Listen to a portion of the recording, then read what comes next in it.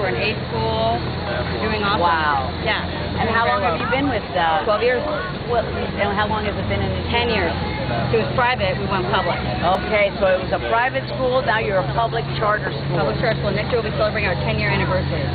Well, if you're going to have a party, I like a good party. Okay. Please invite me. We will have a party. I will invite Now, we're going to be diving with Aquarius once things settle down in July, but I don't know with the fatality how that's going to change things. So I hope to be down there soon. Well, if you come down, you know what my summer plans are? Right here. Working. Because June and July actually are the busiest times for us, except for the week of July 4th. We have that week off. But June and July are the 2 months when we do the budget bills, the money bills. So we fund. There's 13 separate bills, like health bill, for example, transportation bill, etc. And that's what we do June and July. And then we'll have off August, and then we'll come back in September. Spencer, you want to ask your question? Yes, I'll be glad to take your question. And a snappy hat. Why are we running 50th in the country for funding for education? That is pretty sad, isn't it? That is not right. You know, we need to do better. And, of course, first of all, it depends on how you do the rankings, because there are other states who say they're 50th. Not that they would be proud of that, but different rankings, the way that different agencies do them. But however way they do it, if we're anywhere near the bottom, shame on all of us for that. Now, public schools are mostly funded through the local school board, through the assessment of property taxes, or through Florida, the state legislature, the lottery, for example.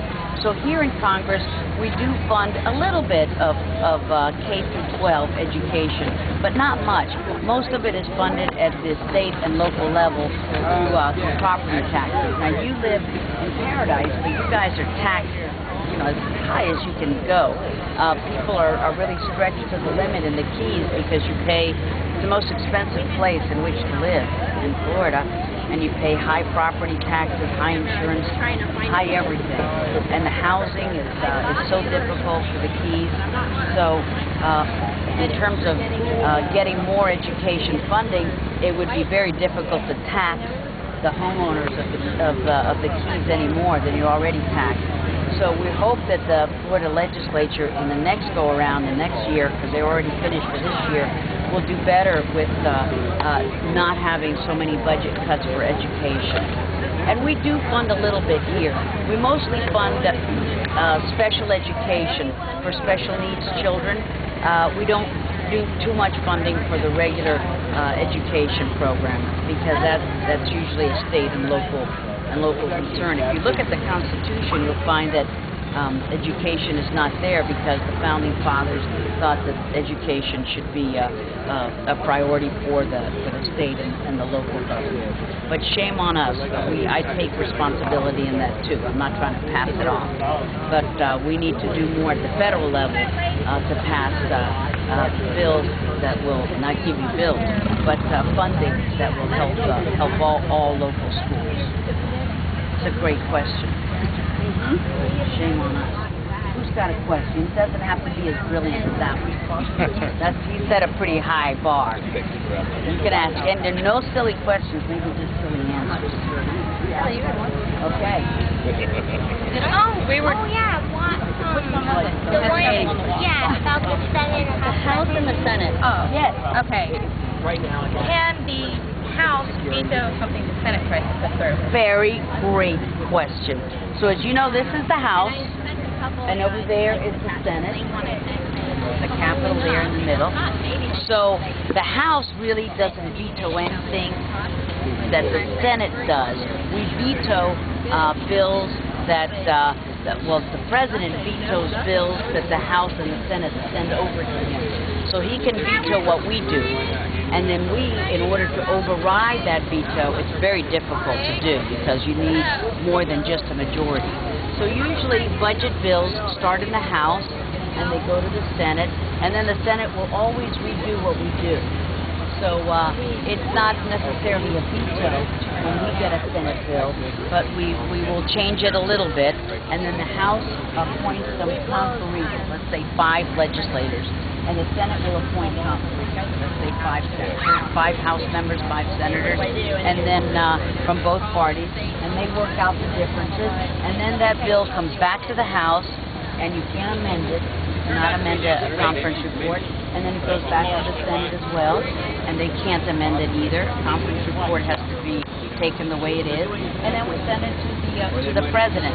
So it's the president who vetoes, and then he sends it back to the House, and we can try to override no matter what it is, but it's very difficult to override a presidential veto, isn't it? Isn't it? It's very hard. Override a lot of them? No. First of all, presidents don't veto too many bills. They don't veto many bills. They don't have the ability to do the line item veto. They would like that because then they can take out certain projects. But they don't veto too many bills, and then we hardly ever override a veto because it's just so hard to do. But great question. So they're 2 legislative bodies, but we don't veto each other's bills. We just change them around, and then in order to become, for a bill to become a law, it has to be passed by the House and the Senate in the identical way. So no changes. Isn't that right? That's the way it goes. Now, you know, President Obama today is in Egypt, or will be tomorrow. I guess it's Saudi Arabia. Where is he? Saudi Arabia. Saudi Arabia today. Egypt tomorrow. He'll be making a major speech tomorrow to the Arab world. So everybody's anxious to see what he says. And Thursday night, I'll be meeting with the Vice President. Vice President Biden has a reception at his house, which is your house. It's the Vice President's residency. Vice President's residency. It's at the U.S. Naval Conservatory. Observatory. It is a very nice house that you guys have. And so he has invited the members of Congress over to his house for a barbecue. Let's see how good of a barbecuer he is. Come on over with me. Come on over. You must have a How big many members? 435. So I don't know if he's invited everybody. Maybe he'll do it in 2 rights. That's a mighty big number. He might have done it in. I think he'll divide it up a little bit because that's a whole bunch of us. And you know, when I was at the Vice President's house 2 weeks ago, he had the President of Pakistan there and the President of Afghanistan. And so he had a reception dinner at his home for just a few members of Congress. And he told me something that's interesting. He said that when he was selected as Vice President and then won, Vice President Cheney and his wife invited the new Vice President and his wife over to look at their new home. And he looked it over and everything looked good. And then the next time he saw it, he was ready to move in, he walked in and the place was empty. Because it turns out that Vice President Cheney had moved in all of his furniture from all the years that he spent here and in his home in Wyoming and wherever he lived.